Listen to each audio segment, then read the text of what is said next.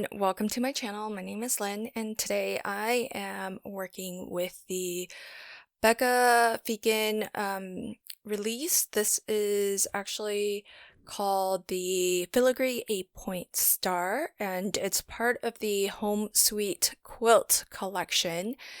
And I'll actually show you 3 cards that I've made because I've already assembled one off camera, but I'm going to show you these 2. What I've done is from some pattern paper that I felt looked like cloth, and I remember some of these colors actually resemble a quilt that my mom and I made together, but I chose 4 different patterns, and they were all from the same paper pack, so they all coordinate really well together. And I die cut the detailed die. So with this set of dies, you get 2 outline dies. They cut the exact same shape, so I've die cut that out of some solid navy blue and some of the these are Spellbinders papers, but I haven't yet learned the names of them. So you have those 2 dies, and even though they're the same, it's helpful because it allows you to make your cuts a lot faster. And then you get 2 dies. Now the 2 dies are different. One has a stitched border detail and one is just a straight edge detailing, and it will cut out these different shapes. So you have 2 sizes of triangles and then your 2 parallelograms.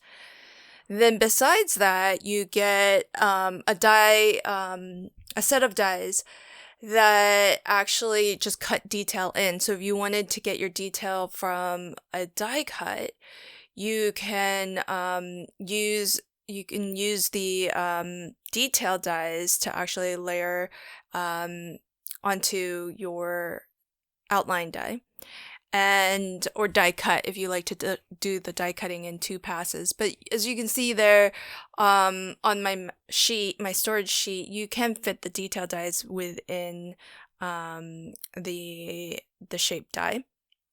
And what's nice with the shape dies, remember there's 2. So there's one that cuts a stitched border detail, that's the one that I've used, and one that cuts just a straight outline.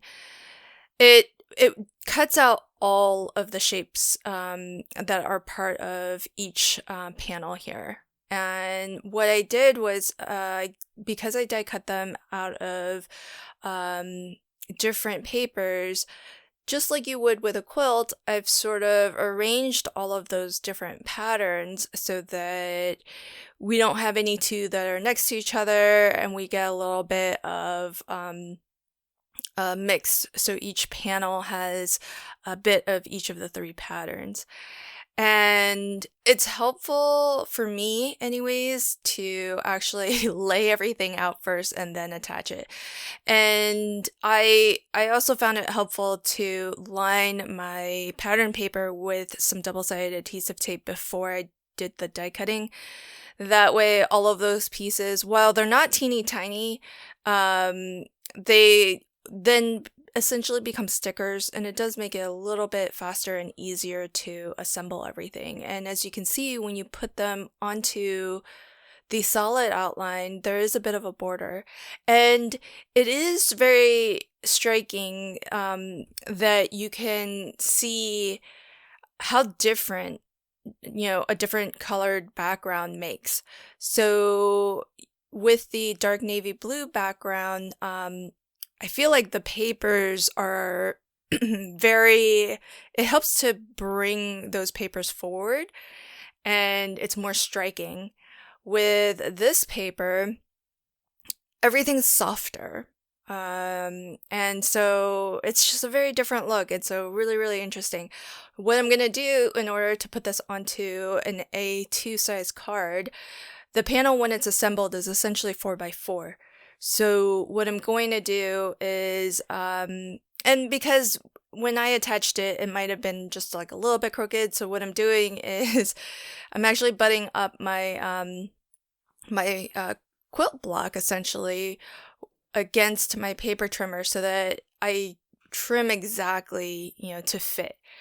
And that way, when I attached all of the individual blocks, if I was a little bit off, then at least my extra strip of cardstock, which I'll use to fill the rest of my A2 card, will still match the width of that. And I'll still have the same sort of border or margin, because a little bit of your card base will be visible all the way around. And so with this first card, I took the Hugs word die, and that came from the Log Cabin and Flower mini quilts set. And I'm going to combine that with a stamped sentiment, and that stamped sentiment came from Quilty Hugs sentiments. So the full sentiment actually includes the word hug, but I'm going to replace it with a die. So I'm doing some just partial stamping, and I'm not one who can cut my stamps. Of course, you can definitely do that, and if you're careful, and especially if the stamp has the room for you to make that cut, it doesn't really hurt anything, and you can always kind of reassemble it. But I just can never bring myself to do that. So what I'm doing is I'm just blocking off the words that I don't want to stamp out, mainly the word hug, or hugs, plural, because I'll be replacing that with the die cut version. And so I just use a bit of scrap paper to do my masking. So I just lay the scrap paper right over the stamp to cover the portion that I don't want to ink up. And I'm just inking it up with a Versamark clear ink. And that's a nice sticky ink, so that when you pour embossing powder over it, that ink will grab onto that powder. And if you have some stray, like I did powder the card a little bit before I inked, but you still might get some strays. I always do. And so you can always just sort of tap from the back of your cardstock, or you just use a soft brush to brush away the stray powder.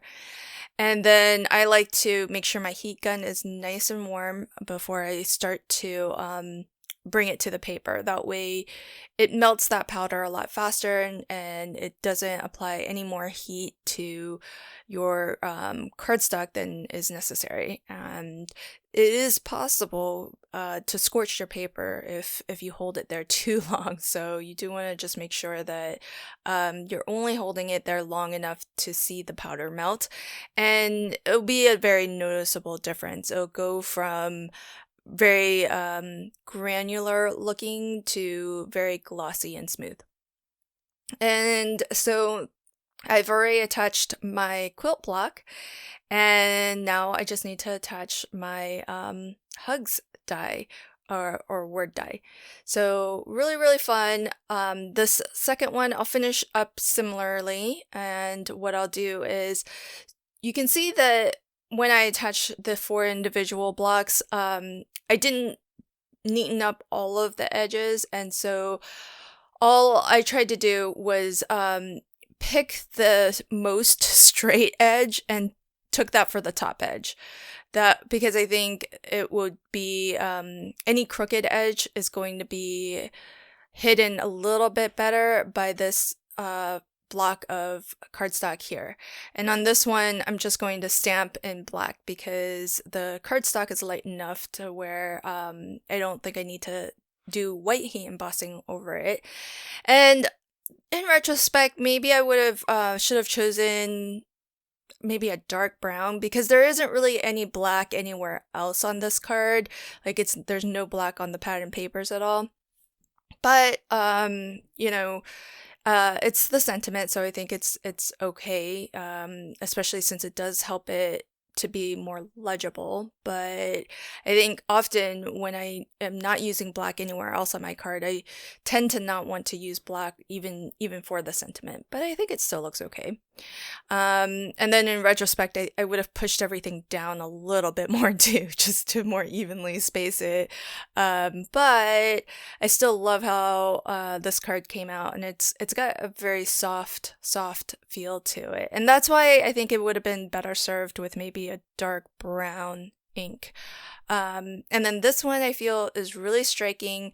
I did misalign this one tile a little bit, and then this is the one that I made off camera. So really fun die set, lots of possibilities, and a great scrap buster for your pattern papers too. I hope that you enjoyed this video. If you're curious about any of the products, I'll leave links to everything in the description box below. Thanks again for joining me. Until next time, happy crafting and have a fantastic day. Bye.